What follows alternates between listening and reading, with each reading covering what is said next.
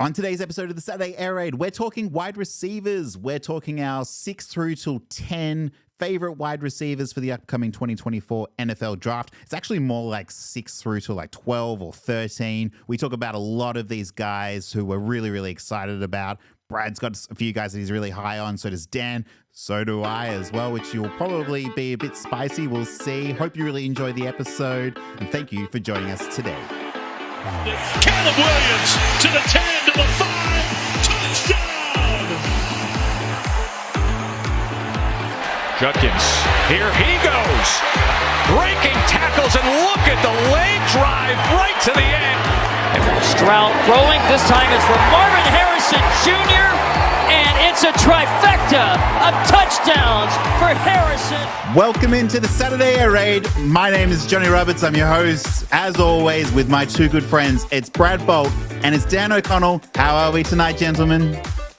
Super Bowl week. It's getting exciting, but I think this show is actually a bit more exciting than the Super Bowl, I think. Oh, yeah, I'll talk about this non-stop over the Super Bowl. We are talking part 2 of our wide receivers for the 2024 NFL Draft. If you want to know our 1 through to 5 or 1 through to 6, really, you can go back and listen to last week's show. Today we're doing 6 through till 10, and then I hazard a guess that it might actually be something like 7 through till 12 or maybe even 13. I think there's going to be a few guys here, so we'll try and power through them so that we don't go over an hour again. But I think that this is going to be a good episode because last week we were very chalky. Our top 4 are all the same. It was Marvin Harrison Jr., Malik Neighbors, Rome Odunze, and Brian Thomas Jr. And then Troy Franklin, Brad and I, we had there. Dan, you had Keon Coleman. And then I sort of was going back through the week getting ready for this show. And I was like, damn, maybe I should have had Keon Coleman there all along. It's not actually a bad spot to have him, but we'll get into that. Yeah, any thoughts on how we went last week and any quick reactions before we get started? I'm happy with my top 5 from last week. I wouldn't have changed anything, but this week is the one where, as I said to you guys, I said to you about 3 or 4 hours ago, I locked in my top 10 and I wasn't going to move it. And then just as we were about to start, I've moved it. I was about to say, how many of those moved now? Yeah, just one has moved. Just one. This is last week was really good. Like I said, top 5 is pretty set. Well, top 4 is really set between us and most sort of analysts. So this is where the real fun starts. If you are watching on YouTube, please like and subscribe to this because that really helps us out. And you can follow us on Twitter. I'm at John Lloyd Roberts. You can follow Brad at BradBolt1. And you can follow Dan at Beard_82 and follow NFL Lab Network as well. There you go, Brad. I said it at the start of the show, finally, not at the end. Perfect. Nah, that's all good, mate. All good. I work in marketing. Can you tell? All right. So we are going to go through from 6 onwards. There's been a bit of movement, I guess, from Senior Bowl week. I went and actually watched this. Did you guys actually watch the Senior Bowl game? I didn't watch the game, no. No, well, you said that perfectly and synced together the exact same thing. I caught the first half, and it was actually pretty good. I sort of relatively enjoyed it, but that's how desperate for football I am. Everyone's getting excited for the Super Bowl coming up this weekend. But without further ado, I think we can get started as of now. Let's kick off. We're going to kick it off. So last week we had we were all Brian Thomas at 4. And then, Brad, you and I were Troy Franklin at 5. Dan, you were Keon Coleman at 5. And then you were Troy Franklin at 6. Yeah. And after much scouting and lamenting and going through it, my number 6 is, I'm going to do it. It is my best friend of the show, Malachi Corley. He's back. And my gosh, has he risen. He had a pretty good 2023 season, I want to say. All things considered, because you have to consider he was injured for a lot of it. 79 catches, 984 yards, and 11 touchdowns. He was the broken tackle king. Again, he was the yards after the catch king. Again, he did all of this in 2022, which is what I particularly loved about him and was drawn to. And he's picked up exactly where he left off. He is sitting at, he's about 5'11", 215 pounds. So he's like a really, really good size. And he has elite speed for that size as well. His route running, it's still beautiful. It's still fantastic. His hands are solid. They're excellent as well. He had a really good Senior Bowl week as well. He got Player of the Week, I believe, for all the wide receivers. And from what I heard, the reason that people said that about Malachi Corley over all the other receivers who had performed arguably better was the coaches liked Malachi Corley. They liked his character and his attitude, which apparently was a big factor for him. And just while we're talking, sorry, I'm going to continue on my rant while you guys sit there and listen.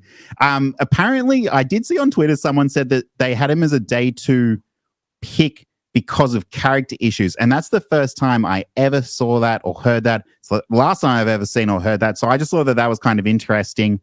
He gets the Debo comps a lot. It's because he came in as a running back. He played quarterback in high school. He is sort of like a quote-unquote gadget guy. My comp for him is Debo. I'm sticking with it. I know it's ridiculous to say because there's only one Debo and it's Debo. If you want to get a bit more sort of like off-brand, a bit more home-brand about it, I do see the Laviska Shenault comps as well. Maybe even like a Jamal Agnew. I kind of almost see him as more of like a Zay Flowers type. And then I'll just finish with, yes, I did see stats somewhere, but then never again, that he led all college football in yards per route run. He had 2,300 yards after the catch in his entire college career, and he had 40 broken tackles this season, which was second most all time. And that was from him. I was watching an interview of him talking about that. And that's what I really, really loved about Malachi Corley. And that's what cemented him in number 6 for me is he knows all his stats. He's on top of everything. He has a YouTube account. He's on Twitter. He's active. He promotes Malachi Corley, And I love that about him. Here is my first bold prediction for 2024. Malachi Corley will be a first-round pick. Ooh. There we have it. Spicy. Ooh. I think a team is going to gravitate towards him. I think the coaches love him. I think they see his playmaking ability is spectacular. And now we're going to talk about these next few receivers. And this is where you can start to poke holes in everyone's game. And I think he has the least holes to poke of all of them. Yeah, I agree. After you brought him to my attention, John, I started watching some highlights and I've wholeheartedly jumped on the Malachi Corley bandwagon. You're the conductor and I'm second in command there. But yeah, it was interesting. Assistant to the regional manager, exactly. Yeah. No, he was a guy who, upon looking into him and reading information, like you said, it was recruited to Western Kentucky as a running back. Hence why sort of the yards after the catch ability, the ability to sort of run the way he runs. Like I said, Deebo Samuel's the comp. Deebo Samuel weighed in at the combine at 6'2", 215. So very similar height, exact same weight between them. The one stat that I read, which was just insane, which is alluding to your yards after the catch, and that's why he is known as the Yak King on Twitter, if you happen to follow Malachi. He, over the last 2 seasons of college, so this season and last year, he was averaging 9.1 yards after the catch. Yeah. So this man is averaging almost a first down once he gets the ball in his hand. So, and the thing that I really like is that he's versatile. He can play on the outside. He can win on the outside. He can win through the slot. Yep. As you said, the Deebo, the running back ability, he can play out of the backfield. This guy is the ultimate weapon that he can be used. And I can see why, like you said, Deebo's the comp everyone reverts back to. Probably a bit too high praise, like pressure to put on him, but he does have that ability that he could be one of the most versatile players out on the field. So I had him at 7. So I was close to you. I had him, but you know, by the time we end this podcast, I'll bump him up to 4 the way things are going. So knowing how many times you chop and change, it wouldn't surprise me. Yeah.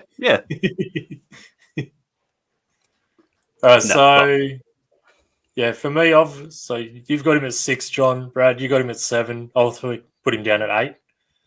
So nice. Good on you. Good on you, bit of Dan. symmetry there going on. But I liked him a lot since, like you said, John, since you brought him to our attention as well in the very first wide receiver one show we did way back in the preseason.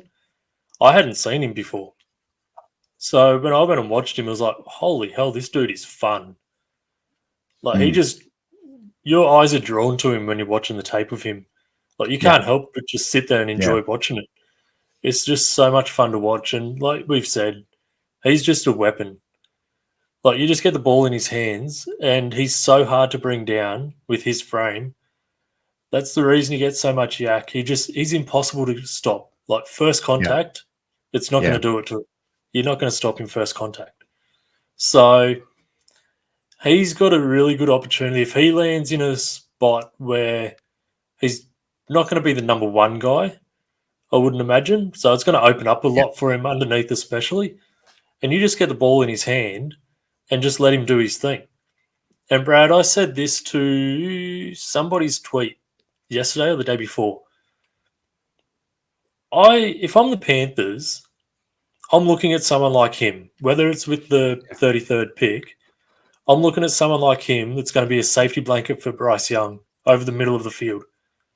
Just get the ball out quick and let him just run after the catch. And that's going to be something to help Bryce Young. And that's what they need there. So I can easily see them targeting him at pick 33, which is right on. John, you said first round. It's right on the edge there. So I think he's got that kind of talent where, you just get the ball in his hands and just let him do his thing. And he's going to be a quarterback's best friend. And one of the knocks that I'd seen from a few people was that he was from a small school, so Western Kentucky. Like a lot of people saying, oh, who's he playing against? But just looking up his stats, like earlier this year, they played against Ohio State. Yes, they lost 63-10, but he had 8 catches for 88 yards. Yeah. And like you're looking at some of his games, like there's not too many that he were, quote unquote bad games. The worst game was obviously against UTEP where he went 4 catches for 10 yards. But there was a game against Louisiana Tech this year, 8 catches for 207 yards. And 3 touchdowns. So, it's just, he, like you said, if you said this probably 6 months ago, Malachi Corley could potentially be a first-round pick or very high second-round pick, you're probably thinking that's probably a little bit too rich. But actually watching him compared with some of these other receivers, like, it's not as far-fetched as we probably once thought. Yeah. I mean, and like you said, Dan, you watch his highlight reel and you're just like, wow, this guy is spectacular. And you're like, okay, well, what's the rest of his game like? And then you just go and watch his regular games and you're like, this is still spectacular. Everything he's doing is still amazing. Like some of his abilities. So he had Austin Reed as his quarterback who on a lot of occasions would throw the ball behind him and he adjusts his body so well to get it. Now he might fall down at that point because he sort of has to, he's got no choice, but he still manages to make these insane catches. And the other thing that I really love about him that I wanted to bring up, so we were talking about like landing spots. So like imagine him at 31 on the Kansas City Chiefs. Or the other one I really like is I was looking on the Bucks, Tampa Bay 26, the Rams at 19. I mean, that's probably starting to get a bit too high. And I understand these teams have other needs. Same with like Miami at 21. But I think there's a spot for him. And with all the conversation, I really love the conversation about him that's been had on Twitter, on social media. Usually that's a cesspool for things that like just want to irritate me and frustrate me. But people are getting excited about him. And even the people who are not excited about him, they're just trying to like temper expectations, I think. They're just trying to say like, okay, look, he's not in that top 5 group. And I agree. Like I can agree with that. I can see why people would say that. But I think once we start to get to these next groups of people, of receivers, he's starting to be forgotten about. And I think the other thing that's happening is these other receivers, people are starting to sort of watch them a bit more and get to their film, and they're sort of like, oh, okay, there is actually a couple of issues here that I can see, whereas you're not really seeing them in Malachi's game.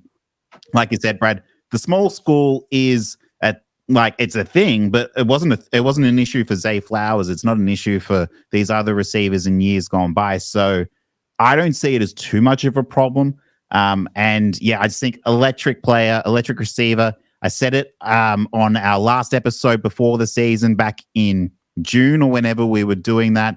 He always makes the first man miss, almost always. He always runs into contact when he knows that he can't. Like, he's a gamer, he's a playmaker. People, like, coaches are going to love his physicality. He's so physical. He's a great size, he's great speed. He was saying in an interview I was watching on his YouTube channel that he thinks he can run a sort of like a low 4.3, so maybe like a 4.38, 4.39. And when I was doing some research on Adonai Mitchell, who apparently runs a 4.31, which I'll be surprised if he runs a 4.31 at the combine. But if Malachi can get into that 4.3, that's where he wants to be. He wants to be a high 4.3. I'm not sure that he will get there per se, but if he can get like 4.4s, 4.3s, and he has a great combine, he is going to rise. So I'm very excited for Malachi Corley, and I'm excited to be talking about him again. I think a lot of people are sort of putting him in a box of what he can do because he didn't get asked to have a big route tree at Western Kentucky. Yep. So exactly. I think that's what's sort of holding a lot of people back with him as well, and just keeping him lower down in the ranks, that he didn't show that massive route tree that some of the other guys have. Yeah. But, man, he's a competitor. I don't see any issue with him being able to develop that either. No, and the one thing that I really love, John, you mentioned about his physicality. If anyone has seen it at the last practice of the Senior Bowl, there's a video that's going around where, yes, it's offensive pass interference, and we know this, but the DB tries to initiate contact 6-7 yards off the line, and Malachi just trucks this dude. He sends him flying into the first row of the stands almost, and it was just like, yes, we're all aware that this is offensive pass interference, but my God, that's fun to watch. So, as you said, small school, big school, doesn't matter. If you're a ball player, you're a ball player. Malachi Corley is an absolute ball player. So I would love him on my squad.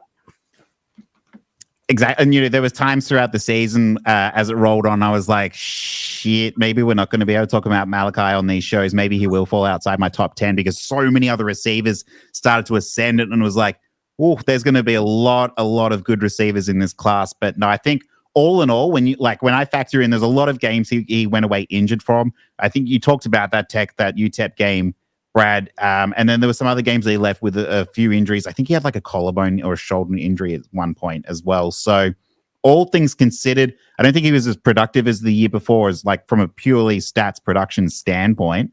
But all things considered, I think he's had a really good year.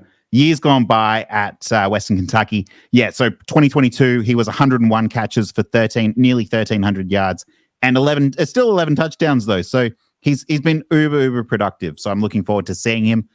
Let's move through now, Brad, to your number 6. My number 6, I had Adonai Mitchell. I had him at number 6. So I've got him at 6'4", 196. Now, I think this might come down to, I think some of these other guys might actually have higher ceilings than what Adonai Mitchell has, but I feel like he's got maybe the highest floor of these guys that we might be talking about here. So he's just going to feel like, to me, like an ultra consistent, ever reliable wide receiver, maybe not necessarily a wide receiver 1, but a very competent wide receiver 2 who is just going to produce at the next level. Now, he might not have the 115, 120 catch seasons for 1,800 yards, but if you're getting 85 to 95 catches, 1,000 yards from him, you're not going to be terribly upset with that. So, well, but you are sort of even stretching that a little bit. I mean, you could have even said he's not the type to get the 60 catches for 1,000 yards type receiver, because that's why he didn't do that in college. So the 1,700 is like, And that's why like this is, to me, like this is like a bit of a, I think other guys have higher ceilings, but I do think his floor is going to be maybe higher than some of these others. But like I said, every time I watch film of someone else, it changes my perception about them. That's why I have chopped and changed my list so much, because as you said, John, like when you were going back through last week's episode, like, in preparation for this. And then you're sitting there thinking, oh, maybe Keon Coleman could have gone 5. Like, these guys are so damn talented that you could have them in any order, and it does change daily for guys. So, but I just really like his really high IQ route runner. I like he's got a really quick release off the line. Like, I think that's going to bode well in the NFL because, like you said, one of the things the Panthers really would have liked to have had this year is a guy besides Adam Thielen who could get off the line and be open just like that, like straight away. They didn't have that. So really fluid mover. There are a few concerns, obviously, but a lot of these guys that we're looking at this year all have a similar concern sort of for me. And that's, playing against physical press corners. Right. And that's, it's something that a lot of them don't see a lot of times. And when they do see it, they all sort of struggle. But you feel like that they can learn how to try and beat that. So, I've got Mitchell at number 6, but I could understand if someone didn't even have him in their top 10 just based off of how many good receivers we have in this class. No, I think that's the thing as well. With how many good receivers there are, that's why we said before the show, we could have 4 different people in our top 10. But I had him at 10. I think he's shown enough where you can see what he can be at the next level. And like you said, Brad, he's got really good route running. So there's no real concerns there with him for that. And he can beat you at all 3 levels of the field as well. So I like him. He needs to be a lot more consistent. Yeah. But when Texas needed a big play in a big moment, they went to him. And he made those big plays. So that's a big-time thing for him coming into the NFL, where if you're a quarterback, you can see that at Texas. You're going to feel comfortable going for him in those big moments. So I like him a lot. The size is there. He's a bit skinny. It's 196, but he does have good body control as well. So I think he can carve out a really good career once he steps up to the next level.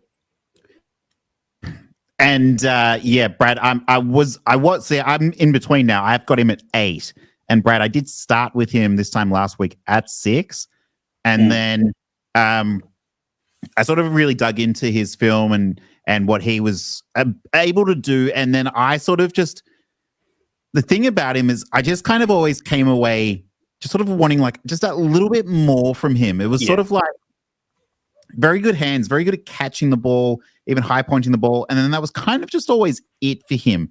And because he wasn't like always hugely, hugely productive, you just kind of like always wanted more. But Dan, to your point, when you watch his highlights, you're like, wow, this guy's great. Fantastic ability to catch the ball. He had this season just gone at Texas, his first and only season at Texas, 55 catches, 845 yards, and 11 touchdowns. And like I was saying, so not my thoughts were not an elite route runner or separator, but he had good hands to make up for it. So he would kind of almost get those. I don't want to say DK Metcalf. That's not quite right. I actually kind of comped him to sort of somewhere between like Demaryius Thomas and Corey Davis, if that makes sense. But he sort of like almost moves, and this is where it gets a bit confusing. He has a little bit of CeeDee Lamb to him. He's like a really low budget CeeDee Lamb.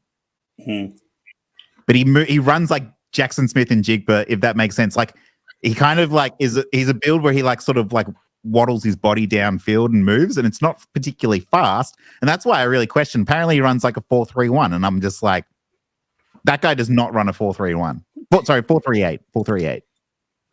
Yeah, see, I sort of had him, his play style, it sort of is between, he's a mesh. He's T. Higgins' height with Tyler Lockett's weight. So that's sort of how I saw him. So he sort of, to me, he sort of is a bit reminiscent of T. Higgins, but T. Higgins is obviously a much better contested catch. And I think but I think that type of receiver who, if he goes to a team that has a set wide receiver 1 and he can be the number 2, so like the Jalen Waddle to a Tyreek Hill or, T. Higgins to a Jamar Chase, to me, he's that type of guy who you're going to look at and you go, that's a really good wide receiver core is those two guys. Yeah. But I don't know if him going to a team to be their number one option at this stage of his career is his role. No. So here's what he does insanely well, and this is what I really do love about him. He had one drop on 103 targets. That was a 1.16 drop percentage. That is elite according to PFF. 96% on target catch. That's also elite.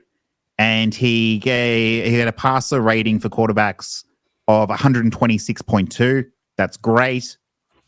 So, like Dan was saying, with his size at 6'3", 6'4", 195, he can grow. Like, he is that prototypical receiver, and he can fill out, and he can do a lot of things really well.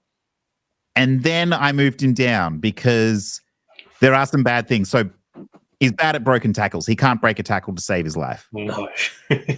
Contested catchability also leaves a lot to be desired, especially when I'm ranking Keon Coleman as well, who's my number 7, and I'm watching Adonai Mitchell and Keon Coleman together, and Keon Coleman can climb the ladder and catch any ball he wants, and Adonai Mitchell can't. So it is quite jarring.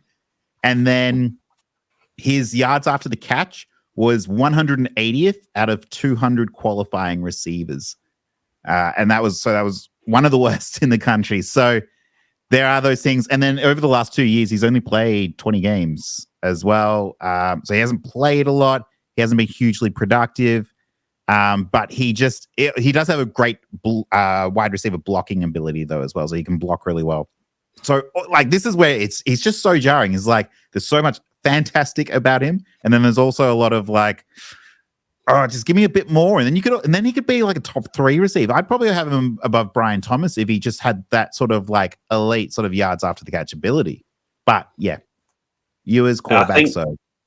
I think too, he's got the size, like you said, he's got the height, he's got the ability to fill out that little bit, and as we know, NFL general managers have their set standards for guys and where they want to use them and things like that. And all general managers try and we can make this guy better. We know we can do this. Our coaches are good enough to make this guy. So yeah, he is a guy too who a general manager I can see takes him with the whole thought process of going, our coaches will make this guy one of the best in the league, and that's what he gets picked off of. So, like you said, he's very jarring for a lot of people. I've seen him ranked. Some people have had him 5, and I've seen some people not even have him in their top 10. So, I think that's where you can go with a lot of these guys in this class. Is they're so jarring, as you mentioned, that they could go anywhere in this draft, and it's not a surprise.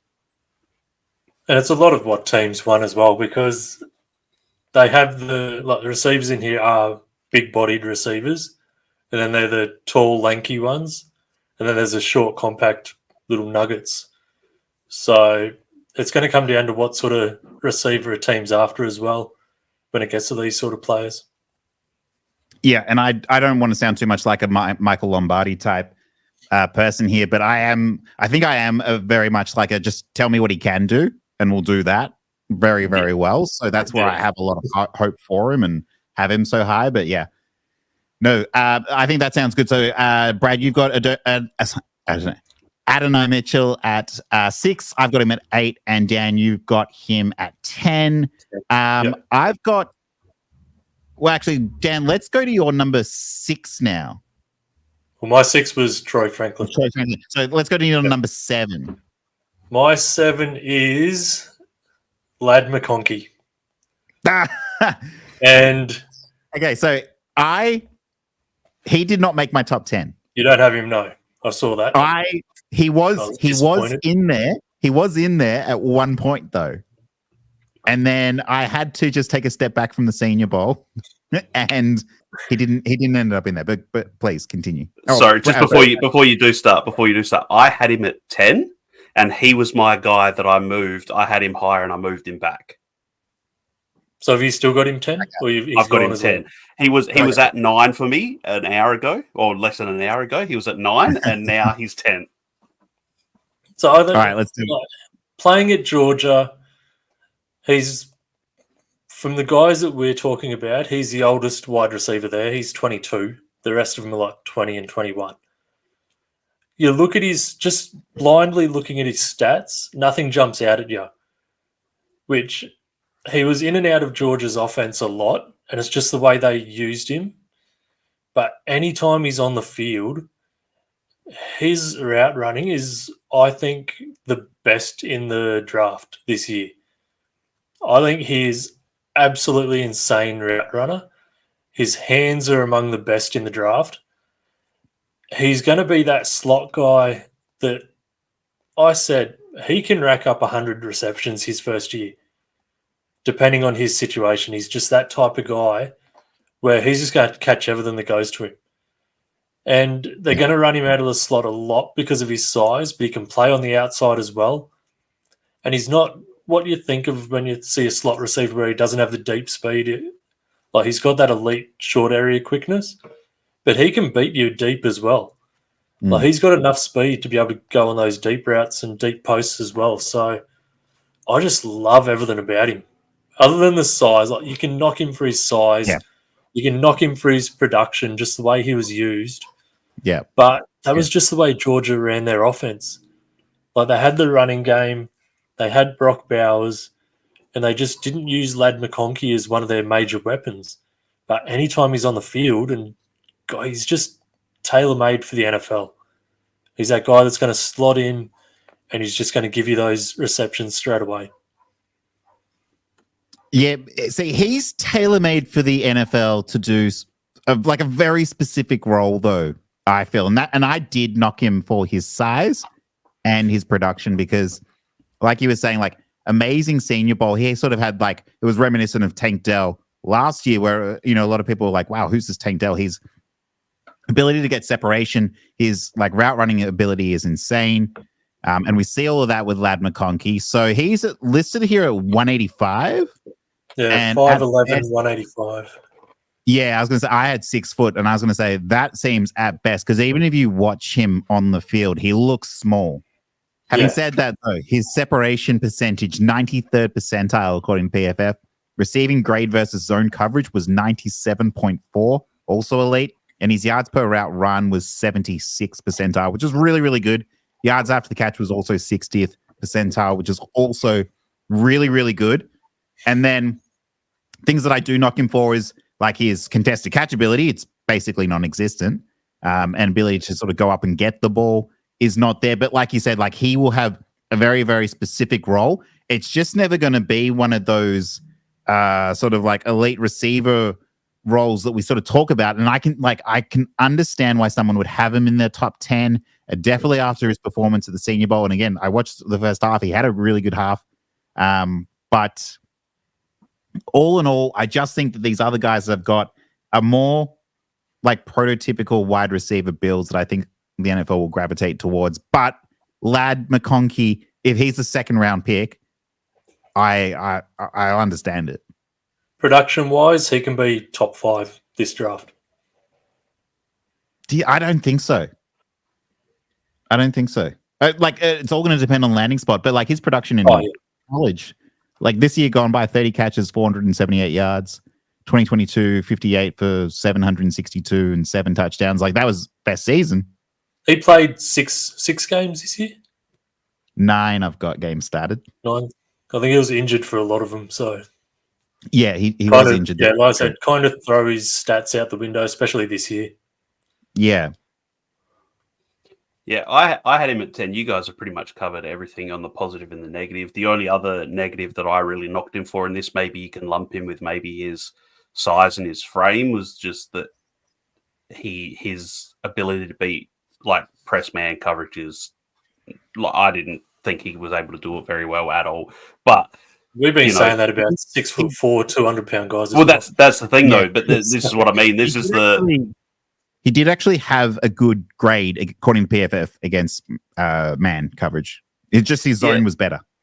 Yeah, it's I don't know. Maybe it's just only the couple games like that I saw, sort of thing. But I mean that you could sort of lump them like with every receiver that we're talking about. The press man coverage is one of the things that they struggle with. I think too, he's just one of the ways that he might be able to beat that, if that does eventuate for him in the NFL, is he's got I thought he had a pretty decent like release package. Like you saw some of that in the Senior Bowl, the way he was able to dust guys off the line with just a quick couple moves to get out and get free, and that's what he's going to have to do in the NFL to try and beat that sort of coverage. So I was just curious, John, did you have a comp for him? Because I saw the comp that Daniel Jeremiah gave him, and I thought that was interesting. What was the comp? Doug Baldwin. Oh, that's a good comp. I like that. That's way better than my comp. My comp is like zero brain power used at all. It's Hunter Renfro. Like that. Isn't that the obvious comp? It's like, well, it's funny. My first thought before I did any research into him or whatever, I saw a couple highlights and I was like, is that just Braxton Berrios? But yeah, like, or him. Yeah, Alex Harris. He's the mid 2000s, 2010s New England Patriots wide receiver prototype. Yeah, the Patriots are drafting him with their 34th pick or whatever. Yeah, more than likely. Yeah. So Lad, great player. Not hugely. I'm going to be interested to see how it translates to the NFL. But if he can get that draft capital, and landing spot for him is probably the most important out of anybody. Yeah. So, yeah, but I've seen him going second round, 100%. I just want to touch on Keon Coleman for a little bit, if I could. I've got him now at 7. He was at 10 for me, and then I was watching him, and Dan, I feel like I could have had him at 5, but we did talk about him a lot last week, or at least you did, Dan. But just a couple of things I wanted to say that stood out to me. Just the jump ball contested catch ability is insane. You were right. And the way he's used on special teams for punt returns, it's wild. It's unlike anything I've ever seen for someone who's 6'4", 215 pounds. You look at I think the only thing you can kind of compare that sort of thing is Cordarrelle Patterson at that size. Like Patterson's heavier but not as tall. Right. Or it's kind of like watching that sort of returner. I felt like I was almost watching like Deshaun Jackson return a ball, even just like not as sort of like shifty and electric, but it's just like you got this huge receiver who's really, really good returning balls from that perspective. We all saw the one-handed catch against Syracuse. He climbs the ladder. That was great. The one-handed catch against Wake Forest for a touchdown. That was also really, really cool. If you haven't seen that, go and watch that. He's kind of almost just standing there, and he just like sort of reaches out and plops it into one of his hands. It was really cool. Actually, in watching it, I came away also really impressed with Jordan Travis. I'd forgotten how good Jordan Travis had. The thing you have to do with Keon Coleman, though, is you have to go and watch the actual game, because when you see his lowlights, his lows are lows. Like his highs are like, man, this guy's incredible. He's going to be an incredible receiver in the NFL. And then you go and sort of watch like his drops, a bit of his route running, and some of his contested catch ability on some areas. And it's just sort of like, oh, this guy's got no hope, was kind of what I had. So he was quite polarizing in that sense. And I came away, my final thoughts on him just quickly were, I feel like if you want a receiver like Keon Coleman, I as a team would rather just pay up and get Brian Thomas. And usually I wouldn't say that. I would say the same in reverse. I would say if you want Brian Thomas, don't spend your high draft capital on him. Go down and get Keon Coleman. Much smarter. But in this case, I don't think you can quite do that. I think if you want that type of receiver, just pay up and go get Brian Thomas, if that makes sense. Yeah. So I had Keon Coleman 9 for me. Yeah. And you guys have touched on everything, so there's not too much to really add to this. Like you said, the highs are high, the lows are low. So once again, he was a guy I struggled with a comp for. Like I said, I saw that last week, Danny Kelly from The Ringer had said it was shades of Demaryius Thomas. I have also seen a lot of people say actually Allen Robinson. That's a great one. Yeah. I had Devontae Parker. Yeah, okay. So, I mean, yeah, he's like I Allen said, he's one of Robinson's a the great one. he's one of these guys who's pretty difficult with all these guys to look at because, like you said, you can watch him for 3/4 of a game and you could be like, oh wait, he's actually out there playing. I thought he was injured because I haven't seen him, and then all of a sudden he pulls off one of those spectacular one-handed contested catches, takes over the fourth quarter, ends up with a pretty decent stat line. And you go, he had a good game. It's just he's one of those guys who I found is really difficult to sort of evaluate where to slot him in this list. Also, Dan, you'd mentioned that you felt like he was almost a victim of the system that he was in. Was one of you kind of saw it as like he was too strong. Yeah, I think the inconsistencies with him came from, and like I said, he's young. It happens with young wide receivers, but he was in and out of games, and he wasn't sort of the focal point of the offense. You had Trey Benson there. You've got Jordan Travis there running the ball as well. You've got Johnny Wilson as well taking targets away from him. So he wasn't the main guy there. So it's something he's got to work on is just that focus and consistency, even when he's not the number one target. So, but at his size and the things they were able to do with him, I'm taking a bet on that upside. That first game against LSU, 9 catches, 122 yards, 3 touchdowns against what was a really good LSU team. Maybe not in week 1, but they would be. We talked about Syracuse, 9 catches, 140 yards, and a touchdown. And then there were the games, Florida, 1 catch, 24 yards. Miami, Florida, 4 catches, 24 yards.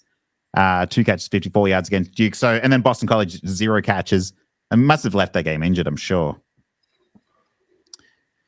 But the last thing I wanted to just say about him was I got a lot of his deep threat ability.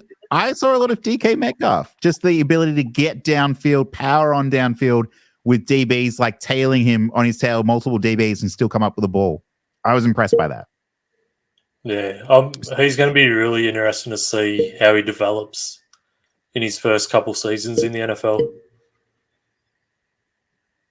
Yes. I just heard some noise. Sorry. Okay, so that was my number 7. Dan, we just caught your number 7. Brad, have we had your number 7? So my number 7 was Malachi. Was Malachi. Cool. And we've talked about him.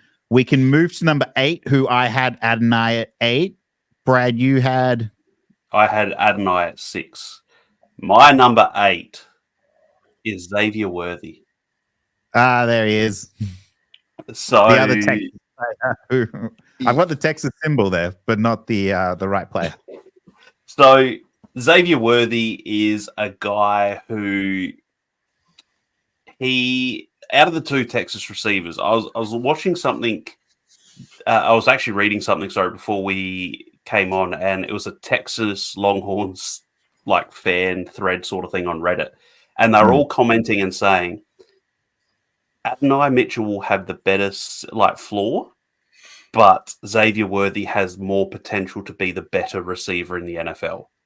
Yeah, okay. He might have some of those really good games and those really bad games, but he has the potential to suddenly be one of the top receivers in the NFL. So that was interesting coming from Longhorns fans just to see what they were saying. And a lot of them, the other criticism was that his stats would have looked a lot better if Quinn Ewers was a better thrower of the ball, was pretty much what the Longhorns fans were saying. Yeah.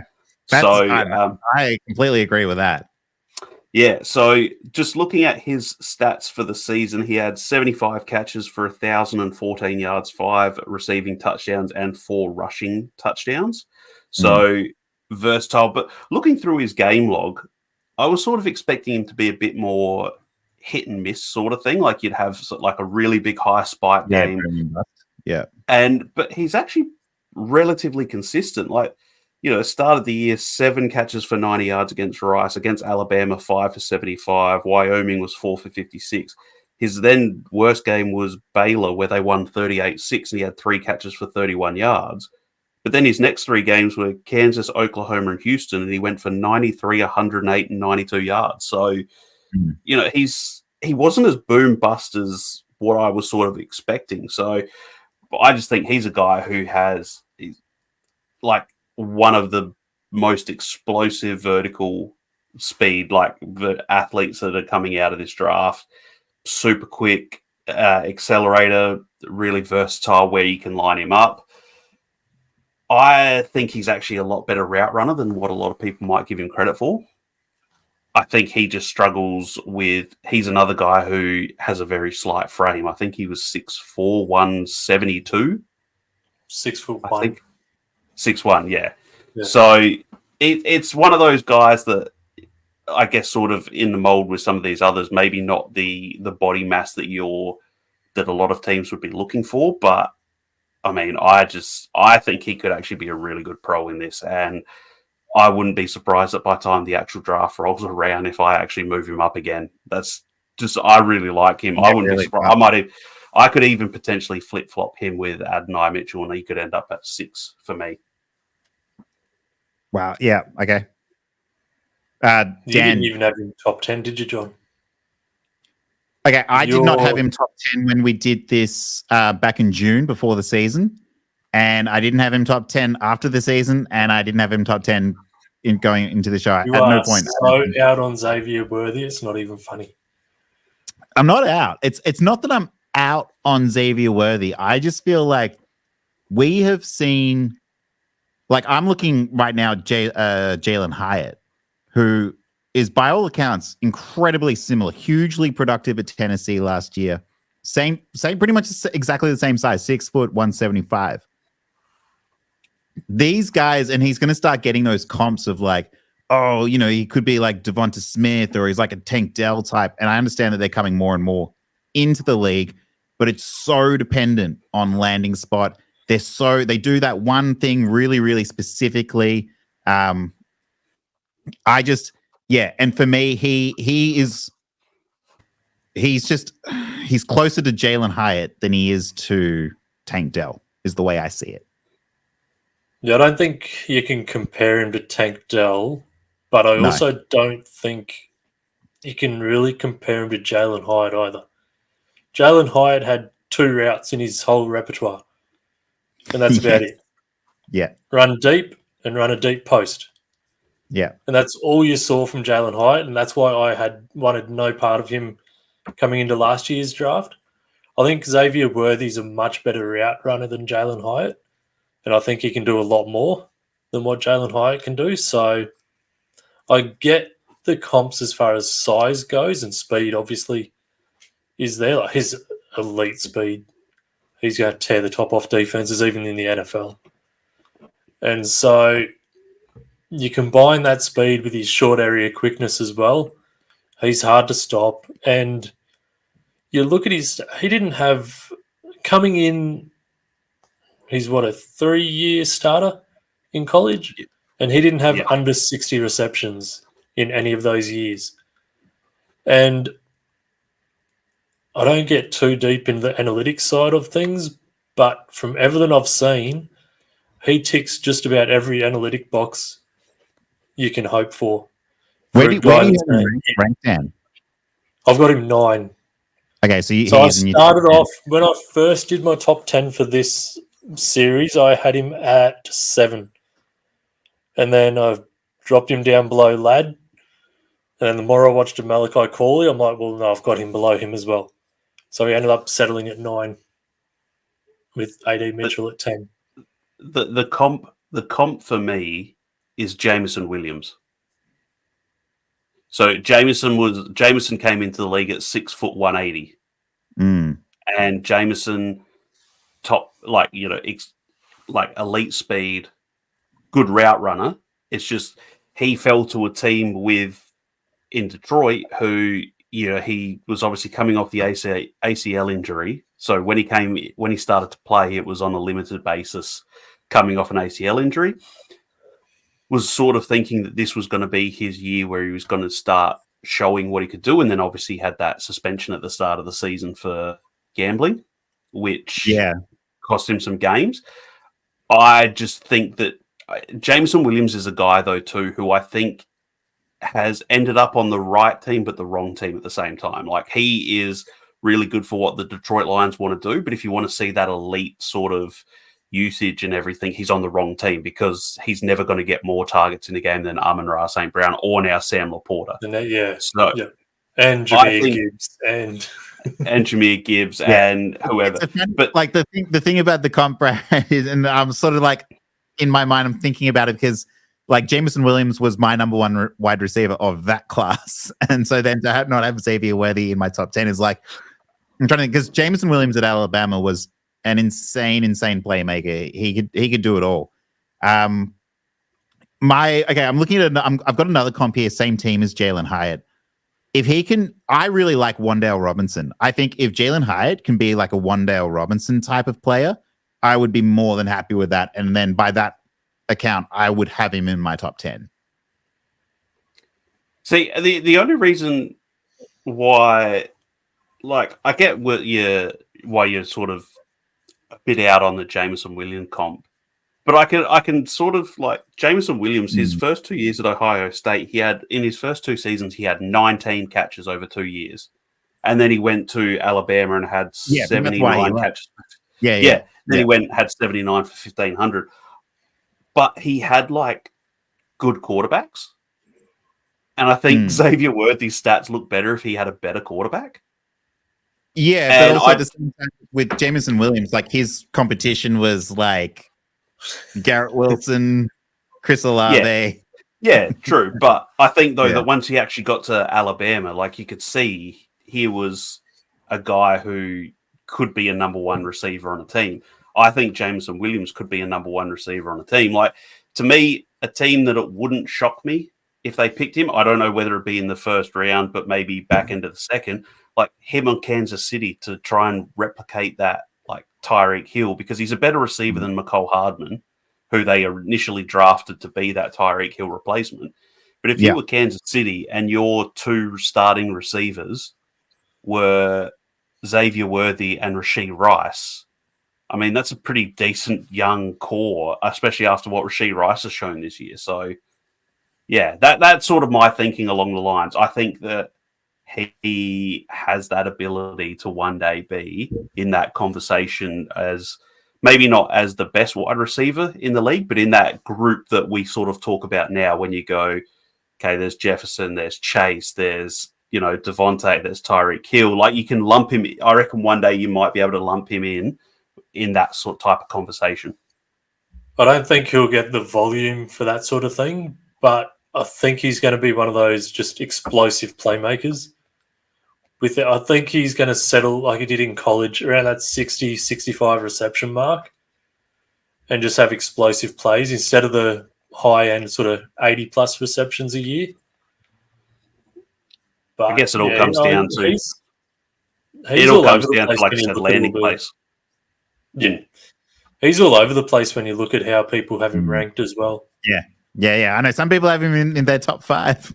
Yeah. Some people have him outside their top 15. It's like, we're going to do another receiver show after the NFL draft. And I can see him getting into my top 10 if this one very specific thing happens. And that means that he's a day 2 pick and my next 2 guys fall outside of the first 2 rounds, I want to say. Let's not be surprised if Xavier Worthy's a first-round pick, though, either. I will be surprised. I think I will be surprised. I won't. I don't think he should be, but yeah, I'm not surprised if he is. Yeah, because I think, because as we mentioned before, general managers are looking for those elite traits, and a lot of them will see that elite speed and the consistency over his couple of years in college and think, right, there's our guy. And I could see a team talking themselves into it. Yeah. All right. Cool. Brad, Dan, do we have your number 8? Yeah, Malachi Corley. We're done now with my top 10. And mine too. Everyone. You're on an island with your last 2, mate. Okay, so this is interesting. Well, this is actually really good because I wanted to sort of blitz through these ones anyway. Number 9, I had Devontez Walker. I've still got him there. And number 10, I had Xavier Legette. And the funny thing about these 2 receivers is no matter how I have them ranked or how I think about them in my mind or how I look at their stats or their production at both of where they went, whether it's UNC or what is South Carolina's Gamecocks? Yeah. South Carolina Gamecocks. Yeah, whatever. I always have them paired together, and to me, they are such similar receivers as well. Now the Devontez Walker has been copping it over the last couple of days. He had a really bad Senior Bowl. He had some bad drops at the Senior Bowl in those one-on-ones. He got beat a lot. He got pushed around a lot, and then even when it came to the game. Now, look, I was watching the game, and they would basically just throw deep to him over and over again. Some of the throws were good. Some of it was on Tez. Some of it was on just like, it wasn't like really a well thought out play. But one thing the reason I kept him in at 9 was because the drops that we saw at the Senior Bowl were not an issue on film throughout the season last year. He was generally pretty good with his hands. Now, he has the luxury, unlike all these other receivers that we're talking about, of playing with Drake May, who's also like a highly touted prospect. So Tez Walker, 699 yards on 41 catches and 7 touchdowns and also 23 rushing yards. He had a fairly good season, all things considered. There hasn't been a super duper playmaker on that UNC team in quite a while. I mean, you'd have to go back to thinking about, is it like, so it's what, De'Ami Brown and who are the other great receivers who have played on this team? That year was like, it was De'Ami Brown, it was Daz Newsome with the 2 receiver. And then they had Michael Carter and Javonte Williams. Yep, Michael Carter, Javonte Williams. Like, this has never been sort of like a stout group of receivers that they've had there. And then Tez shows up and he's like, I think he does enough well. He's probably been one of their better receivers in recent years.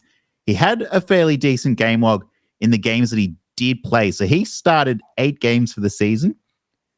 He, against Virginia, 11 catches, 146 yards and a touchdown. Previous week against Miami of Florida, 6 catches, 132 yards and 3 touchdowns. Against Duke, 7 catches, 162 yards. So this is a really boom and bust stat line, because then it was like 2 catches for 29 yards. Against Clemson, he was 4 for 70. So still doing well against good schools.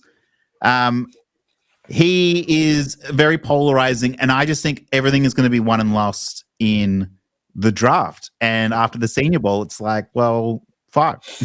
What do we do now? Yeah, I spoke to a couple of people who were at the Senior Bowl, and one of the comments that came back was that Devontez had this, where some of those drops and when he was actually getting some receptions and he didn't look as great in the Senior Bowl practices, their word back was, it seemed like he had this thought, if I have a really good Senior Bowl here, I could be a first-round pick, and I am just going to try and take every single reception to the house and try to get a bit too fancy with some of that. That's just some of the wording that I got from a few people who I spoke to who were there. They just said it was sort of like, I'm going to ball out here. I'm going to show everyone what I can do. And maybe instead of doing what might have been required, it was, I want to try and make a statement here. So, yeah, that's, I had Tez Walker in my top 10 prior to the Senior Bowl. And now after that, he's dropped out in favor of a couple of these other guys. So, yeah, interesting guy to think of. I've had him out of my top 10. I think just the depth of this wide receiver class hurts him. But he had 1 year at North Carolina. He was at Kent State before that for 2 years. Now, I don't know if you've gone back to him before this year, John, but I'm trying to find it. So he had, I'm trying to find it. I'm pretty sure he went up against, no, not there. He had 3 games against, when he was at Kent State, against top quality opponents. Like, it was Ohio State, it was Georgia, and it was somebody else. Yeah, I've got Georgia, Oklahoma, Washington. Those look like the big ones from 2022. Didn't do much against Oklahoma. Washington was 4 catches. Against Georgia, he had 7 for 106 yards and a touchdown. And against Ohio, he had 6 for 107. And this is when he's playing for Kent State. Yeah. So he's got it in him where he can be a really good wide receiver. He just doesn't have that consistency, and you need to see that more from him because there's massive holes in his game at the moment. But the talent's there. Like, I can see why you've got him this high. I'd have him closer to my sort of 13, 15 sort of ranking. But yeah, he's an intriguing one for me this year. And then the other one is Xavier Legette, who is not too dissimilar, although I will say a bit more productive when Spencer Rattler came to town for the Gamecocks. So 71 catches, 1,255 yards, and 7 touchdowns. He had some nice highlights. He had some really, really nice games as well. He was great fun to watch. I've got him here at 6'1", 217 pounds. Big dude. Yeah. And this is what I sort of feel with Tez, who's a bit lighter. And I think I even saw something. The reason that these two receivers took a bit of a hit is they were listed on their college profiles at somewhere around like 6'3". And then they got to the Senior Bowl and measured in and weighed in.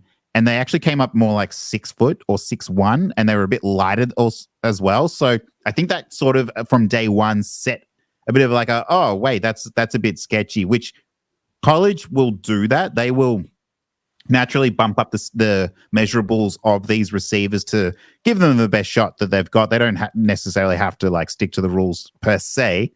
So I think that ticks a few people off. College teams not sticking to the rules? No. But Legette had some great games as well. That first game against North Carolina, 9 catches, 178 yards. And then there was Mississippi State, 5 catches, 189. He had Florida, 5 catches, 110. Jacksonville State, 9 catches, 217, 2 touchdowns. So smaller school there. But he was doing fairly well. So my only thing, and again, I think that they were great at running routes was okay. It was like better than Adonai for me, but then like the hands were a little bit worse than Adonai, of course. So that's why I've got it in that sort of rank that I do.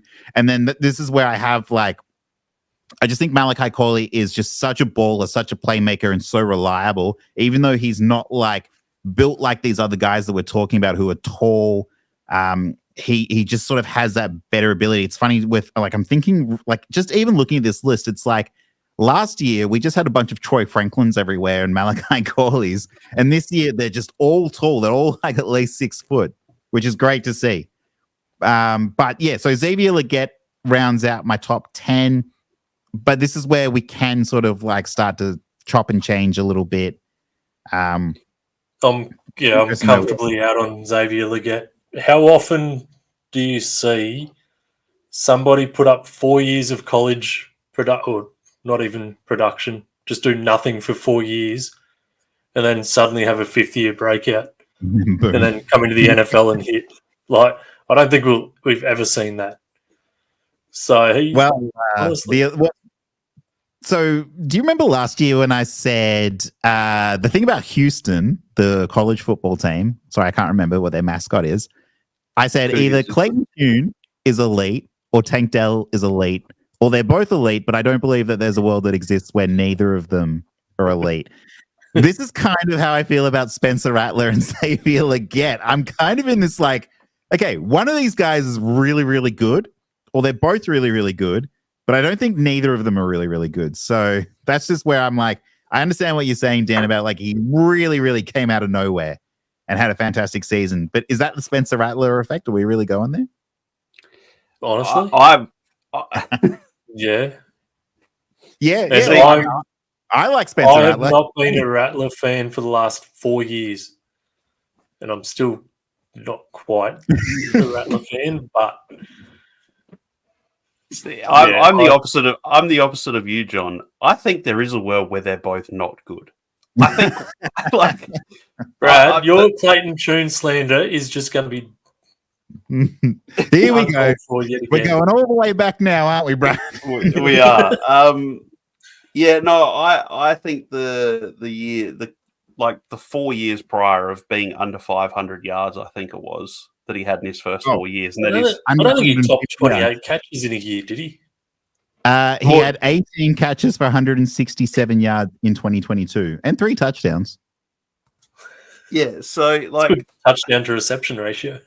What was he doing? Well, nothing clearly, but I think I've always struggled with guys who have that last year breakout after, so we mentioned Jameson Williams earlier, and he had 2 seasons where he had about 300 yards over his 2 seasons, then had 1,500. But as you mentioned, there's a reason for it. He had Garrett Wilson and Olave. He had like some quality guys in front of him. Who was in front of Xavier Legette for those first 4 years? Where was he for those first 4 years? Was he at South Carolina his whole career? Yeah, the whole time. And that was my main concern with Xavier Legette, was just that there was 4 years of nothing, and then the 1 year where he's had this fantastic year. And like you said, is this a world where he's really good, where Spencer Rattler was really good, or did they just right people, right place at the right time, and he gets to the league and maybe isn't anywhere near that same sort of guy we saw this year? Put it this way, Spencer Rattler's gone from an undrafted free agent before this year to possibly somehow a 3rd round pick. Yes. Someone will take him in round 2. So I think we can claim who it was that made Xavier Legette. Well, Spencer Rattler's gone full circle then, because he was a 5-star recruit. But that reminded me, I think it was either Tez or it was Xavier Legette. I think it was Tez Walker when I was watching the NFL Stock Exchange with Trevor Sycamore and Connor Rogers.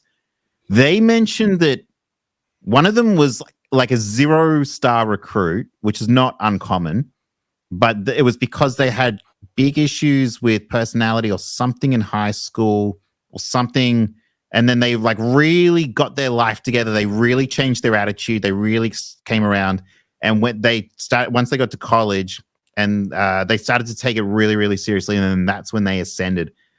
It looks like it was Xavier Legette. I don't think it was. I think it was Tez.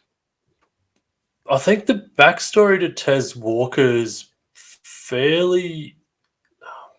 There's a lot there with his backstory. I can't remember it off the top of my head. Yeah. But for our listeners out there, go and research the Tez Walker backstory, because it's quite interesting, to be honest, with how he's ended up where he is now. Yeah.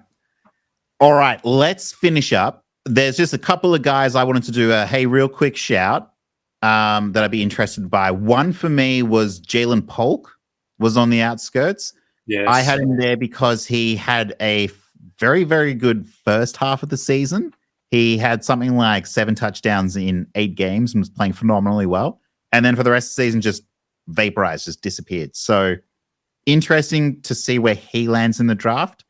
And then my other guy that I'm semi-intrigued by, my like deep sleeper, will be, I'm kind of into Jamari Thrash. I liked what I saw from Senior Bowl and Louisville. Hearing his name a lot now, Yeah, he's starting to perk up, and he's way smaller than I'd like. He's sort of in that Lad McConkey realm, and he's nowhere near as good as Lad McConkey as far as like route running and stuff like that. But he's got some playmaking ability. Were my 2 that I want to give a real quick shout out to.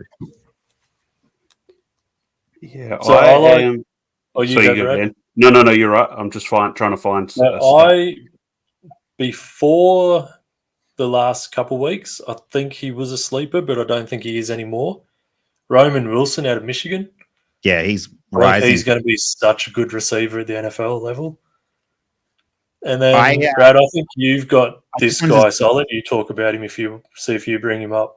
Just on Roman, I was just going to say, I was watching him with the intent of trying to put him in the top 10 for this list, and I couldn't get him in there. I understand he had a really, really good Senior Bowl, and in Michigan, a really weird It's the same with JJ McCarthy. He's really hard to evaluate because the passing attack just had no volume there. Yeah. I've got 2 guys, and they might be the ones that, but I'm just interested that, potentially by the time Combine rolls around, that they might move their way up. But one of them's had a really good Senior Bowl and has been spoken about a lot, and that's Ricky Pearsall. Yeah, that's who I thought you were going to go with. Yeah. So there was him and The other guy that I will be very interested to see where he goes is Jacob Cowing. Yes, Brad, yes. We're doing it, Damn. Brad, yes. You almost didn't mention him. I thought that he was meant to be in the top 10. He was meant to be on this show. He was. He's close. He's my guy this draft, though. He's my little draft crush. He's your Malachi Corley. He is my Malachi Corley. And I said before the Senior Bowl, I don't think I can stick by it now, but I will. I think Jacob Cowing will have a better career than Malachi Corley overall. All right. I'll see you in 10 years, good sir. Brad, talk about Ricky Pearsall. For those that don't know who he is, they'll know the catch that he had. And it was this catch went viral. It was against Charlotte, and he got absolutely lit up by two defenders, and he's claimed it with one hand. And he just got demolished and still caught it. Like, as soon as you see it, John, you'll know what I'm talking about. I was trying to think of it, but I couldn't off the top of my head. But I'm excited. I'm intrigued. I'm starting to hear these names. I actually have not got around to checking them out yet.